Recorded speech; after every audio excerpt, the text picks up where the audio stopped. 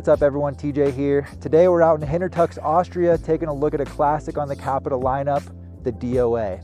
Let's get into it. All right, let's start off talking about the tech you're gonna find in this snowboard. But first, for reference, I weigh around 150 pounds, I'm 5'10", and we're riding the DOA in a 154. So this is gonna be a true twin freestyle focused board on the Capita lineup that's also very capable for all mountain riding.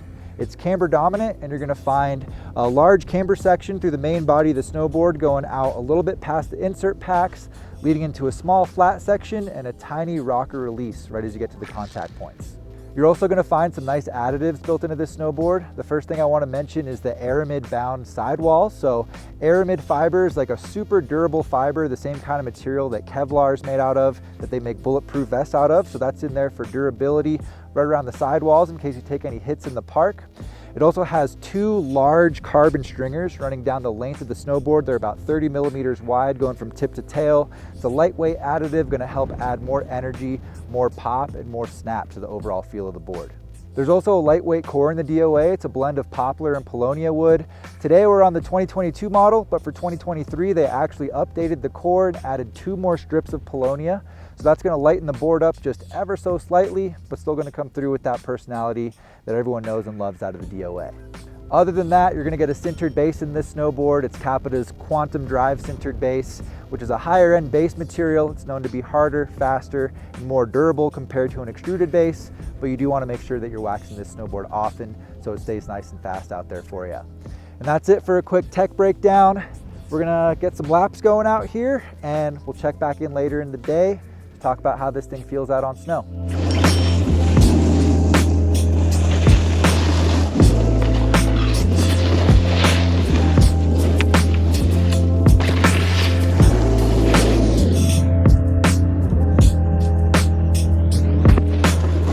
All right, let's start off talking about the flex in the DOA.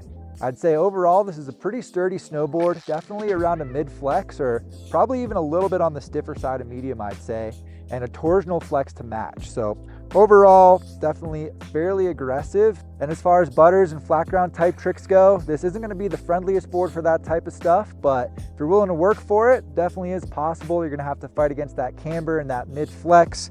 So it is a little bit more challenging. Definitely the kind of board where you're gonna wanna be paying attention to your downhill edge so you're not clipping up when you're doing that kind of stuff. It's gonna offer a lot of pop on the exit of those tricks. So that's a good feel for it as well.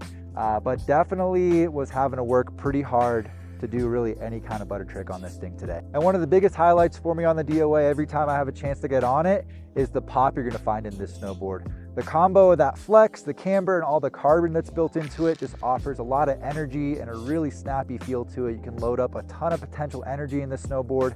And once you get used to loading it up, it's gonna snap back with a lot of energy. So anytime you're trying to get this board off the ground, it's gonna come through with some great boosts. It's gonna have a good feel to it and really enhances that overall park feel, in my opinion.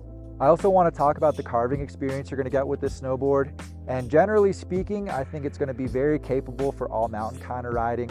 It's going to stay confident under your feet even as you start to push it up to higher speeds. It's got plenty of stability for that kind of stuff.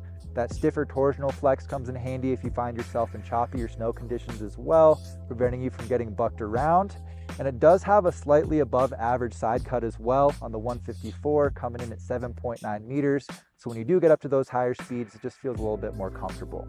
The one limiting factor I'd say is the waist width. In the 154, it's gonna be 250 millimeters. So a little bit narrow, which is gonna be nice for like quick edge to edge transition for freestyle stuff. But if you're trying to do more aggressive edge angles for Euro cars and things like that, it's gonna be slightly limiting. You might have to focus a little more on ankle flexion and things like that. And for those of you wondering how this board's gonna feel in powder or soft snow, at the end of the day, this is a fairly stiff, fairly narrow, true twin snowboard with a camber dominant profile. It's really not doing you any favors out there. So I wouldn't recommend it on a deep day, that's for sure. And the last thing I want to talk about is how this board feels in the park and for more freestyle focused riding. I'd say it falls a little bit more on the jump side of the spectrum when it comes to park laps. It's gonna have a lot of stability, a lot of energy, definitely a board you can take to the largest features in the park, and it's gonna have your back. It's gonna have stability on the landings, even if you start to find yourself a little bit back seat and you gotta put that tail down to get you back to flat.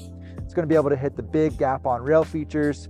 Probably better suited for more experienced park riders, but if you're just learning the fundamentals, or maybe you've only ridden the park for a season, or this is your first season in the park, might be a little bit more board than you need. But overall, very capable, definitely pretty versatile as well, and probably the area where this board shines the most. If you're looking for that slightly more aggressive, jump leaning, energetic freestyle board, the DOA is going to be a good choice. Or I think this could also be a good one if you're like a more intermediate rider looking for that solid all mountain freestyle performance, something that you can grow into, and you're cool with riding a twin. Could be a really fun one as well. So if you're looking for something like that, check out the Capita DOA. I'll have this board linked down in the description below if you guys want to read more about it. And if you've had a chance to ride it, let me know what you think about it down in the comments. You can leave any questions for me down there as well. Drop a like if you got some value out of this video. Subscribe to the channel if you're new here. I appreciate all you guys. Thank you for watching, and we will see you in a new board review next time. Take care, everybody.